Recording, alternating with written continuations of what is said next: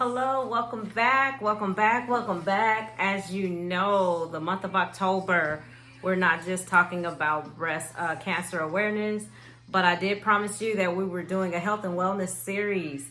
And so today, the subject I want to talk about is something that is it's kind of a hard subject to talk about, but because I believe in being transparent, and I believe that we help other people when we shed light on things and we're transparent about different things.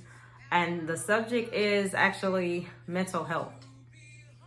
And I'm not going to be before you long, but I just really want to say this as a mental health professional. I see tons and tons and tons and tons of situations that I personally feel can be prevented, right? Or can be, I wouldn't say prevented, but there can be interventions earlier. And that's kind of what I wanted to talk about today a little bit.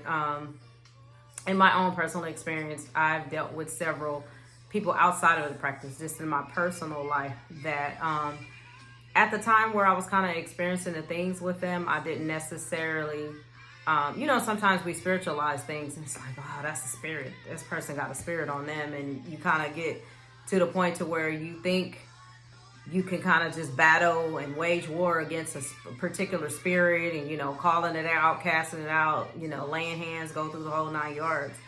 And what I began to realize was that what I was dealing with, though, yes, it may have been sourced from a spirit, but the reality is PTSD, that level of trauma can affect people in all kind of different areas. There's so many different diverse levels to PTSD, and oftentimes it does cause personality disorders, within our loved ones. And sometimes, we will kind of just she just crazy or he just crazy. But the reality is they actually need help. And it's not always about, the medication or, getting, putting them in a crazy house, all the stigmas and stuff that people, but sometimes people just need professional psychological help. And I just wanted to briefly talk to you about, just some of the simple signs that you can kind of look for. And I'm not telling you this by any means for you to go and try to diagnose anyone, but particularly my heart goes out to mothers as well as wives, that possibly have to deal with these kind of issues. For myself, I can say first-handedly, most people who suffer from mental illness are in a constant state of denial. And what I mean by that is, in general, they're never going to just come out and tell you something is wrong with me, right? Or that, oh, I believe I have a problem. But it starts to come out in their behaviors and how they handle things, particularly as life progresses. And sometimes when there's things, like pressure, or change in situations or whatever, maybe you are having life-changing things, sometimes it happens, with the birth of a new child or a new situation. Maybe you're transitioning, moving from one place to another. Maybe you moved into a bigger tax bracket, and with that came along some different responsibilities. It can be all different types of things. It could be, the reality is whatever it is that could be triggering the person to feel either the pressure or to feel the lack of love or the lack of emotional support. And, from the position of someone that you're in a relationship with, the first thing I want to say to you is be careful that you're not listening to them when they're coming to you. First of all, make yourself available to talk to them, right? And if you're one of those people that just doesn't have the patience for it or whatever, you need to make sure that you encourage them and get them somewhere with a counselor, a professional, if there's no one else in your family that can actually sit down and just talk to them. Because the first thing to understand is they just really need to be heard. And most of the things that most people are going through, again, it's childhood related. We know this, particularly with melanated people. We go through all kind of stuff as children. and we pretty much carry those things. And again, we live by the rule: what's done in this house stays in this house, and ultimately it does stay in that house. However, it goes with us throughout life. Okay, so we may never repeat the things that happened to us, but it shows up in our actions, it shows up in our choices, and ultimately it can become very vexing for the mind, and our emotions can become unstable, and it can just, you know what I'm saying, it can show up in all kind of different ways. So first thing, make sure that you're talking to the people in your life that you love so dearly, and make sure that when you're talking to them, that you're taking the time to actually hear them out.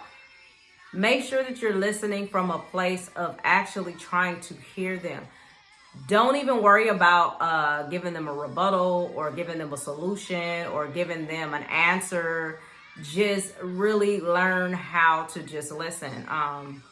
Both professionally and in my personal life, what I found is if you let a person talk long enough, they'll get to the root of what the real problem is. But if you're more, if you feel like you need to solve the problem, they won't get there. And ultimately what'll happen is you'll get frustrated, they'll get frustrated, and then they'll shut down. And then that's how we end up with the situations where we have people that commit suicide. And being that I have experienced that, it's a very, very, very, it's a point of helplessness. It's a point of constant regret. And you never, ever get past wondering if there's something you could have done, right, to prevent it, or if it's something I should have did, or something that you actually did that could have triggered it. Remember that people that are suffering with mental illness can be triggered by the smallest things. It can be something, and their triggers can vary. And so what's important is not the fact that they're being triggered, but what's important is that you direct them and you support them in getting the proper help they need. I'm going to leave that alone, but I did want to make sure I did mention that, because mental health is something I promise you, even with, COVID and everything that's going on right now, we all probably should be sitting on somebody's couch, which I do. I have my own therapist, and even working in the field, I'm constantly seeing people. Like, it's just like life changes, people change, and everybody's not as strong as they are. And then we all can just be that one trigger away, you know what I'm saying, from snapping, or, from having a breakdown. Life can get heavy. Situations can get heavy. And when these things come upon us, of course, we have the weapon of the word. We have the weapon of prayer. We have the Holy Spirit that is actually a keeper. And above all things, it is a keeper. But we also have to remember that this journey, though we're journeying together and we all have access to the same things, we don't always access them the same way. So keeping that in mind, and loving people from a place that's not judgmental and saying, well, they should do this, they should do that. Like, just remember, we're all on a separate thing here, right? Our line and our points and our growth and our evolving is all different. So please take the time to listen with an open heart and open ears and a closed mouth. And if you do speak words to someone that is seemingly in a very, very low place, please make sure that you pray about what you say before you say, and you really think it through. And imagine yourself being, have empathy. Imagine yourself being on the other side of that and understand, like, would I have wanted to hear that? Try to be the person that you would want to be there talking to you. Try to be that person. And if you're that person, trust me, you can never go wrong.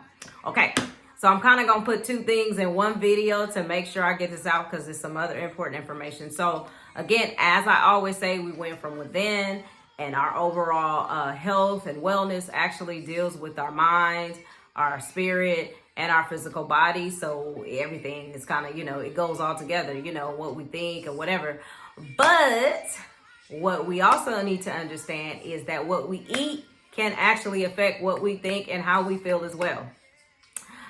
Disclaimer, this is not a pro-vegan or pro-everything healthy and everything that's not meat or anything like that. I just want to put that disclaimer out there. However, it is a get on the right track to get yourself in optimal health, And remembering, since we went from within, that means what we take into our eye gate, our ear gate, and our mouths, and what we put on our skin, which is our largest organ, by the way, can actually affect, our thoughts, and actually affect, how we feel and how our body responds to different things. We are a whole being, you guys, a whole being. So we got to take care of this temple that we do have. And so the last time I came to you, I brought you a book, and as promised, I said each time that I did come on here within our health and wellness series that I was going to make sure I brought you a couple of tips, or at least make sure I brought you something that you can actually look into. And today I'm bringing you African Holistic Health, and this is by the late Llaila Afrika, Dr. Llaila Afrika, which was also forwarded by our wonderful Dick Gregory. Oh my God.